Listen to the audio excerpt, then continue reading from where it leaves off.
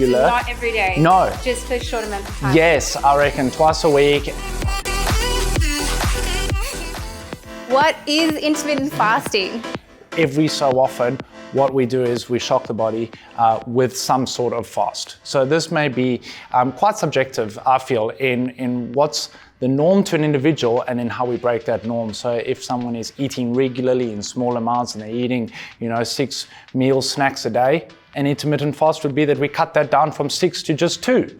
And so we're therefore fasting for a period of time in the day where we're not eating, when they would normally be consuming food. So is it the fasting that's more important than the calorie restriction, or is it the calorie restriction? It's a really good question. Yeah.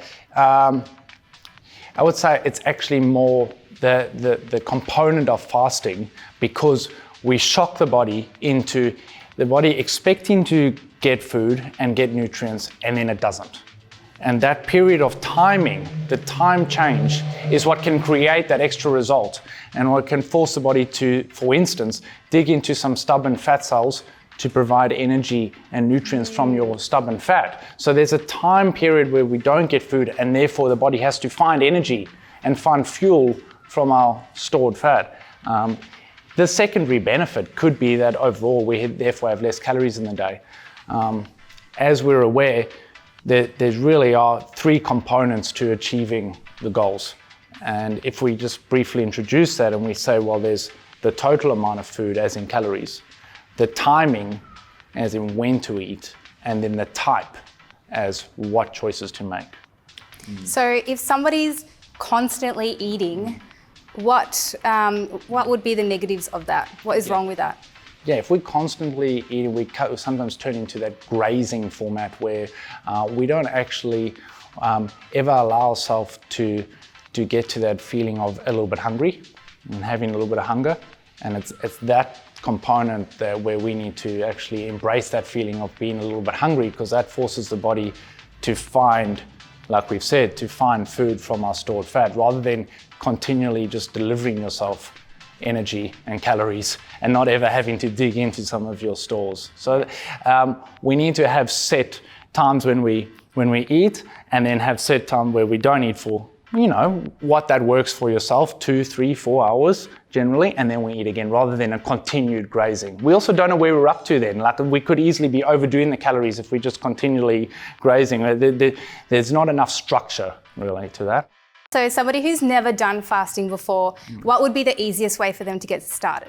Yeah, great idea. Make it practical and just say, okay, well, how about you skip breakfast and you skip morning tea and you start the day at lunch?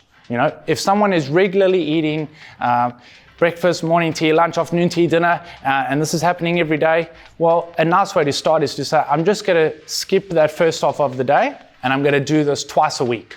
And that is as good as an intermittent fast needs to be, because that's shocking their body. So they're waking up expecting to have their breakfast and then expecting to have morning tea. And when they don't give it to themselves, the body will have to find food and energy from stubborn fat. And then also when it does have the lunch meal, it'll actually absorb that more correctly. And often we get that added benefit of the muscles then absorbing the food, because it's actually asking for it, because it hasn't had it all morning.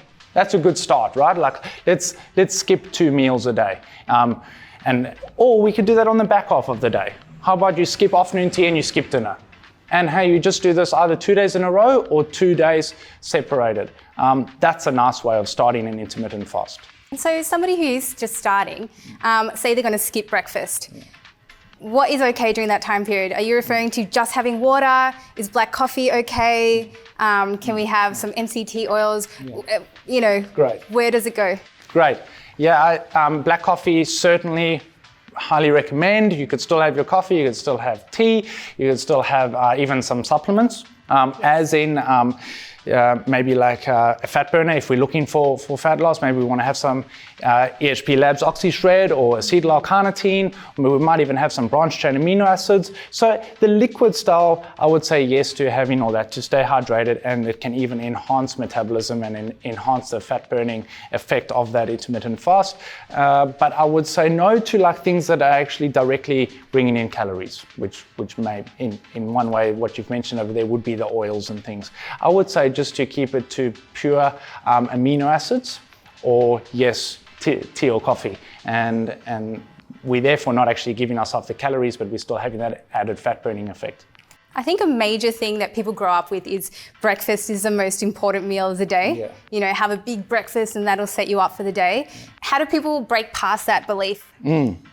I still believe in that, and I still think it's important. Yes. And that's where we shouldn't get away from that, and we should use this as intermittent fast just as a shock and not as the new norm. Right. Don't fall into the slump of making this the new regular. So not every day. No. Just for short amounts of time. Yes, I reckon twice a week, and maybe you do this for a few weeks, and then you don't. And it's constantly getting to know your body and seeing how you can shock it, and it can be used to break a plateau, to create an extra result, or to just create a little bit of extra results prior to an event or a shoot or competition and things like that. But it's not the new norm, because then the body will actually, if we don't have breakfast over time, then the body starts to slow metabolism, doesn't it?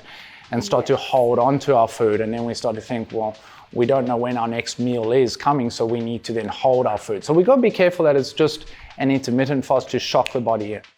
All right, and that wraps it up for our intermittent fasting section. Thank you so much for being here, Mark. We really appreciate you answering all our questions. If you had any other questions at all, please leave some in the comments below or send us a message.